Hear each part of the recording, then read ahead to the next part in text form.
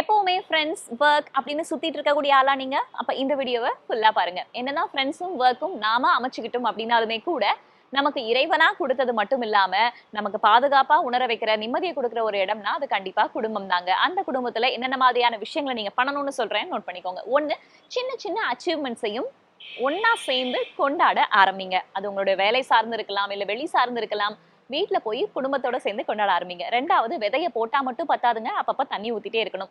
எப்பல்லாம் போயிட்டு hi hi அப்படின்னு சொன்னா மட்டும் பத்தாதுங்க. எப்பவுமே எமோஷனலா அவங்களுக்காக அவைலபிளா இருங்க. அவங்களோட வேலைய நீங்க பகிர்ந்துக்க ஆரம்பிங்க. 3வது, ஏதாவது தப்பு பண்ணா வெளியாட்கள் கிட்ட நம்ம சாரி கேட்போம். ஆனா கூடவே இருக்கிறவங்க கிட்ட கேட்க மறந்துடுவோம். அப்படி பண்ணாம ஏதாவது தப்பு பண்ணா வீட்ல இருக்கவங்க கிட்ட சாரி கேட்க பழகுங்க.